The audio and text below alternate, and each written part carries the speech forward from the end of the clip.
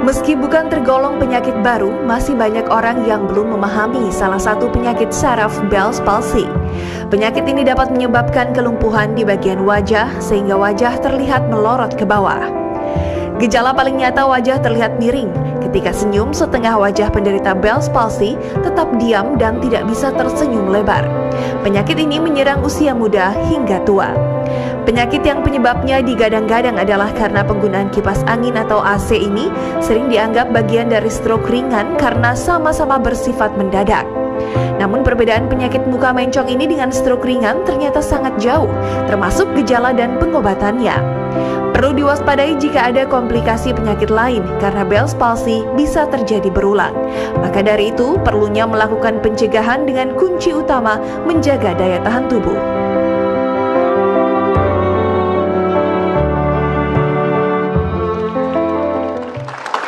Kembali lagi dalam acara Ayo Hidup Sehat. Nah, Mbak Nita Thalia nih sebelumnya pernah kena penyakit Bell's palsy ini ya Mbak ya? Bisa diceritakan pengalamannya Mbak? Kalau tidak salah sih sekitar 7 atau 8 bulan yang lalu, ini saya baru sembuh. Dan saya tidak tahu kena penyakit itu karena waktu itu sebelum kejadian itu 2 minggu sebelumnya saya kan perawatan seperti biasa kayak facial, tanam benang, botox lah kayak gitu-gitu kan. Karena itu perawatan rutinitas yang selalu saya lakukan gitu. Nah kejadiannya itu pas hari pertama Idul Fitri, Lebaran gitu. Pas di mana momen yang sangat membahagiakan, ketemu dengan keluarga, kita foto-foto apa, ternyata saya diserang penyakit itu gitu. Saya pikir kan dari perawatan itu kan, makanya saya konsultasi lagi ke dokter kecantikan saya. Coba nanti kita katanya dibenerin pakai botox lagi. Setelah 1 bulan lamanya ternyata nggak sembuh-sembuh. Nah dokter saya bilang kayaknya kamu kena stroke. Nah dari situ saya langsung, masa gue masih muda stroke ya gitu kan. Udah gitu masa stroke cuma di muka doang kan, biasanya kalau stroke itu kan tangan atau kaki gitu kan yang setahu saya gitu kan. Nah setelah itu saya pergi ke dokter ahli syaraf dan ternyata kata dokter itu ibu kena penyakit namanya Bell's palsy gitu. Saya ngucapin namanya aja susah banget gitu kan. Itu makanan penyakit apa itu ya? Itu nama orang atau apa gitu kan. Aduh udah namanya susah, udah penyakitnya juga aduh kok begini gitu kan. Terus kata dokter gini, ibu nggak usah khawatir, katanya ini tidak diobatin pun insya Allah akan sembuh dengan sendirinya.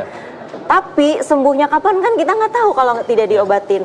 Nah terus dokter bilang katanya coba dengan terapi deh gitu. Kalau dengan terapi insya Allah sih lama-lama juga pasti akan sembuh. Dan alhamdulillah setelah melakukan terapi selama 4 bulan lamanya, setiap hari saya melakukan terapi selama 4 bulan itu alhamdulillah sekarang sudah sembuh total. Dan itu bukan miring sebelah loh. Saya dua-duanya malah mulutnya miring, hampir miring semuanya. Turun gitu berarti turun. mencong. Jadi saya nggak bisa ngomong, saya nggak bisa makan, nggak bisa mangap. Udah gitu kayak lidah itu kayak nggak bisa merasakan enaknya makanan karena kayak mati rasa gitu loh. Jadi ini bukan sekedar penampilan Dokter Sila. Ini bagi Mbak Nita ini juga mengganggu kehidupannya sebenarnya kan? Jadi nggak bisa syuting, saya tidak bisa syuting, saya tidak bisa nyanyi. Aduh, ya walaupun kata dokter ini penyakit ringan, nggak apa-apa nanti juga sembuh sendiri. Tapi kan mematikan penampilan gimana Bu bisa syuting kan? Mematikan penampilan. Tapi selain itu juga tentu tidak bisa menikmati tadi makanan tadi. Lalu tentu ada rasa khawatir akan penyakit ini. Dan memang benar, memang penyakit ini sering disalahartikan atau kira-kira oh ini stroke atau bukan. Dan memang stroke itu lebih bahaya karena itu orang selalu lebih berpikir bahwa oh ini stroke dulu kita singkirkan. Benar nggak nih stroke? Nah, memang karena itu semua dokter selalu pasti berpikir bahwa stroke nih mungkin supaya stroke ini disingkirkan dulu kan ini bahaya, baru kita pikir oh ini Bell's palsy. Nah, ngomong-ngomong mengenai Bell's palsy Dokter Sila, kita sudah undang. Sudah ada Dokter Ziki di sini spesialis saraf. Dokter Ziki yang mana? Dokter Ziki. Halo. Nih dok, kita lihat dulu nih sebentar nih, lihat nih. ini hampir semua orang memang tidak ada yang mukanya benar-benar simetris ya. Betul. Nah, tapi tadi mengenai Bell's palsy, Dokter Siki bisa bantu menjelaskan ke masyarakat mengenai penyakit ini, Dok. Jadi kalau tadi disebut Mbak Nita ya, jadi Bell's palsy itu memang bukan suatu penyakit yang bahaya, tapi memang gejalanya itu heboh ya, sangat mematikan penampilan tadi ya. Jadi mukanya asimetris ya, penampakannya menyerupai mirip-mirip stroke. Karena kalau kita mengetahui stroke itu ya umumnya itu kan ada gambaran wajahnya miring segala macam. Bell's palsy mirip, tapi ada bedanya. Nah, ada bedanya. Bedanya apa? Bedanya apa? Jadi kalau misalnya pada stroke itu biasanya stroke yang umum, dia mulut miring tapi matanya masih bisa ditutup dua-duanya. Ya. Matanya, kedua matanya ya? Kedua matanya. Jadi ngetesnya adalah gampangnya gini. Kalau ada mulut mencong, kemudian kita suruh merem. Ya. Kalau dia bisa merem dengan sempurna, ini stroke. Oh, coba seperti ini ya. Coba kita lihat dulu, Dok. Boleh ganti. Coba gambar yang sebelumnya tadi ya. Nah, jadi kedua mata ini dilatih jadi nutup sendiri ya maksudnya ya? Iya. Ya, bisa nutup dua-duanya sekali langsung. Walaupun bibir sebelahnya mencong nih. Ya. Ini kalau penampakan seperti ini, mana ya? Saya mau cari orang yang bisa merem. Yang bisa merem dua-duanya. Oke, Dokter Siki, yang itu bukan Dokter Siki. Bisa ke sana mungkin, Dok. Kita lihat. Nah. Oke, kalau jadi gini, intinya gini, boleh stop di gambar ini aja ya. Jadi kalau misalnya Bell's palsy khasnya adalah ketika disuruh merem, maka daerah yang terkena Bell's palsy ini, yang lumpuh sesaat ini, dia nggak bisa merem, nggak bisa menutup matanya dengan sempurna. Jadi contohnya dia akan jadi begini, gitu ya. Jadi misalnya mulutnya mencong ke kanan, maka kan kiri akan lumpuh. Jadi prinsipnya seperti gini dulu, otot kita itu kanan kiri sama. Ya, ketika kanan bagus, saya kesini boleh ya? Ya, boleh. Silakan. Jadi lagi. ketika otot kanan bagus, otot kiri bagus, maka ketika senyum akan narik kanan kiri, gitu kan? Dia akan senyum kanan kiri. Tapi ketika otot sebelah kirinya yang senyum gini ya? yang apa namanya, yang lumpuh, otot kiri lumpuh, otomatis dia nggak bisa senyum ya. Maka dia akan senyum yang kanan doang, jadi Karena ini ada persarafan ya? Ada persarafan. Nah, sarafnya ini yang ketekan. Senyum yang baik itu begini. Coba ibu-ibu semua senyum. Nah, coba lihat kiri kanan ya. Rata semua nggak? Ada yang mencong sebelah nggak? Coba. Coba semua senyum ya. Nah, senyum. Nah. Sama semua ya, Dokter? Sama semua kanan kiri. Tapi kalau pada Bell's palsy misalnya saraf yang sebelah kiri yang kena, makanya sebelah kiri tidak bisa senyum, maka dia akan miring ke kanan. Oh, jadi gimana? Gini? Jadi narik ke kanan doang. Kayak gitu. Kayak gitu. Ya. Benar sih, ini memang mematikan penampilan sih. Benar, Mbak Rita. Bayangin kayak gitu kan gak enak banget kan ya. Terus kemudian mata kirinya, karena yang kiri yang lumpuh, yang kiri nggak bisa nariknya ke kanan, mata kirinya nggak bisa merem dengan sempurna, nggak bisa menutup mata dengan sempurna. Itu sama sisi atau satu sisi, Dok? Satu sisi. Nah, jadi kalau yang ketarik yang ke kanan, maka mata kirinya yang bermasalah. Nah, kalau ketarik ke kanan ini yang bermasalah ya. Oke, ya. Dia nggak bisa memejamkan matanya, satu itu. Kemudian, yang ini benar nggak, Dokter? Seperti ini. Betul. Ya, betul ya, ini ya. Jadi kalau kita lihat yang ini stroke. Ya. Ini stroke yang ini. Ini stroke. Karena dia miring, matanya bagus dua-duanya. Ya kan? Ya. Kalau yang ini, dia Bell's palsy. Ya, karena matanya asimetris juga. Ya. Jadi yang narik sebenarnya yang ini kan ya? Yang narik yang ini, sehingga sebelahnya yang bisa kebuka. Iya, betul. Yang ini kan nutup juga soalnya. Betul. Bisa cara gampangnya kalau kita mikir mata segala macam bingung, intinya gini, kalau mulut mencong mata baik-baik saja stroke. Mulut mencong mata terpengaruh itu Bell's palsy. Oke, mutu mencong mata juga sama, betul benar. Ya. Itu lebih gampang ya. Oke, jadi supaya tenang dan nggak keburu panik tuh ibu-ibu ya kalau tiba-tiba lihat ada orang mencong ya. Nah. Kemudian juga ada tambahan itu ya, selain mulut biasa tadi makan juga terganggu. Karena kenapa? 2/3 depan lidah itu juga jadi apa ya, rasanya hambar ya. Jadi kalau kita makan tuh rasanya nggak enak ya. Mungkin Mbak Nita gitu ya. Betul, Dok. Nggak ada rasanya. Nggak ada rasa sama sekali. Cuman pahit. Iya, pahit. Ya, karena pahit itu sepertiga belakang. Jadi yang pahit sarafnya masih oke, cuma yang manis, asam, asin, nah itu yang masalah. Nah, kalau Mbak Nita sendiri awalnya tuh yang gejala yang muncul apa? Apa saat dibangun tidur atau bangun gimana? tidur, persis bangun tidur. Bangun tidur itu wajah saya sebelah udah bengkak. Jadi bengkak sebelah, melorot, terus kok susah ya senyum. Mau sikat gigi pun nggak bisa dibuka mulutnya. Udah gitu coba minum teh gitu, teh manis gitu, nggak ada rasa sama sekali. Gitu terus mata yang sebelah sini itu berair terus. Dan kumur karena nggak bocor bisa, biasanya ya? Iya kumur-kumur bocor, Dok, bener. Karena nggak bisa merem berarti matanya, mata yang kiri ya?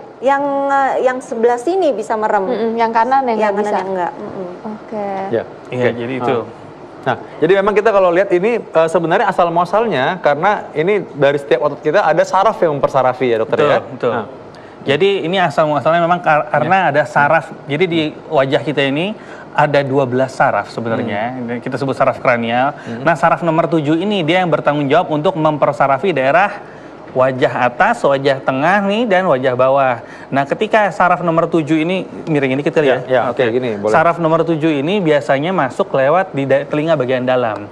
Nah, di sini terjadi peradangan.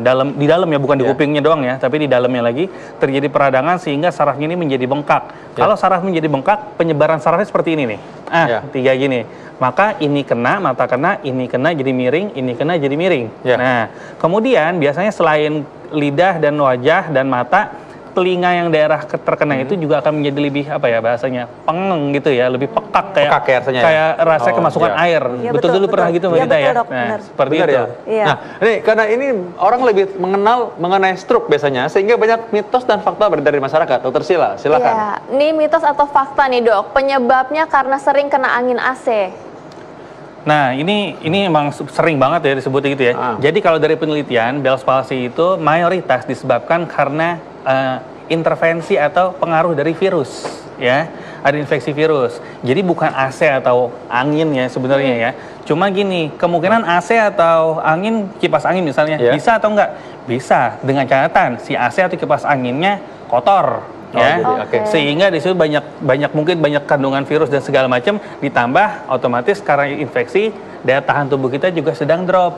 Oh gitu. Nah, itu. Jadi bukan gara-gara karena angin atau AC. Kalau kayak gitu semua pelari pembalap sepeda miring semua dong. Kan kalau naik motor gitu kan. Iya. Di lampu merah kita lihat miring semua orang-orang kan, enggak gitu. Ya udah sekarang kalau gitu boleh nyalain lagi AC-nya semua. Ya, mitos yang berselanjutnya tadi kita lihat ya, bahwa katanya kalau orang Bell's palsy ini kita lihat dapat menular katanya. Enggak ya, jadi sebenarnya ini enggak menular. Jadi kita bergaul akrab dengan orang Bell's palsy pun enggak akan menular dengan catatan memang daya tahan tubuhnya bagus gitu ya. Karena kenapa? Virus ini ada di mana-mana sebenarnya. Jadi kalau kita daya tahan tubuhnya turun, itu bisa kena gitu loh. Meskipun bukan kena dari teman kita yang sedang Bell's palsy itu bukan. Nah, gitu ya. Jadi jangan menghindari orang Bell's palsy ya. Jadi Mbak Nita nggak dihindari kan dari teman-temannya kan? Enggak, maksudnya dihindari. Ada musuhin ya. Kadang-kadang pada serem gitu loh maksudnya. Penasaran nih dok, ini virusnya tuh dari mana sih sebenarnya? Virusnya ada di mana-mana. Jadi kalau dari literatur ini salah satu virus yang ya sering lah pokoknya virus yang sangat ngetop ya namanya herpes, ya kan? Termasuk virus herpes. Jadi bisa masuk dari mana saja. Nah, ini pertanyaan berikutnya nih ya, pasti ibu-ibu pada nanya ya. Benar nggak? Bisa dicegah nggak? Bell's palsy? Maksudnya kan virus kan, jadi maksudnya bisa divaksin nggak itu misalnya? Oh, gitu. divaksin sebenarnya enggak ya, enggak ada. Cuman pencegahan penyakit dan infeksi virus ini balik lagi ke daya tahan dan kebersihan lingkungan sih sebenarnya ya, itu juga. Ya. Oke. Dok, kalau misalnya ada teman saya dok, ini sampai 5 tahun lamanya nggak sembuh-sembuh sampai sekarang. Itu gimana dok? Ini yang penting. Jadi Bell's palsy itu kalau dari literatur dibilang adalah 80% akan sembuh sempurna, ya kan? Tapi dengan catatan diterapi dengan benar dan diobati juga dengan tepat gitu ya. Jadi dengan menggunakan obat-obatan, beberapa macam obat gitu untuk 1 minggu pertama, setelah itu dimulai tindakan fisioterapi, bahkan fisioterapi pun tidak boleh terlalu cepat gitu kan ya. Dan setelah itu harus dikontrol dan pada kasus 5 tahun ini kita harus cek betul tidak ini Bell's palsy murni atau memang ada penyakit yang lain.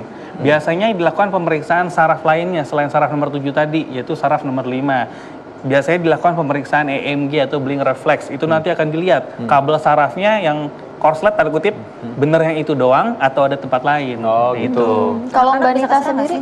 Anak-anak bisa. Saya pernah punya pasien anak-anak ke umur 5 atau 7 tahun ya, dan dia kena 2 kali kanan, beberapa bulan kemudian kena yang kiri. Oh bisa berulang? Bisa berulang. Jadi Aduh, karena takut. prinsipnya karena kayak virus, dia seperti kita kena influenza ya, dia udah sembuh. Nggak kebal, suatu saat bisa kumat lagi ya, bukan kumat ya, bisa kena lagi nggak bisa aja. Oke, Mbak Nita sekarang nih takut nih. Jadi seharusnya jangan takut, yang penting bisa jaga imunitasnya ya dok ya. Betul, yang penting fisik harus oke. Jadi nggak perlu bawa bed cover kemana-mana. Keren Nanti kan? itu malah serem nanti, bah gitu kan. Oke, ini ada mitos dan fakta yang ibu-ibu nih ada yang percaya nih tadi katanya. Ini adalah penyakit ditampar setan. Makanya tadi katanya pakai bawang putih makanya.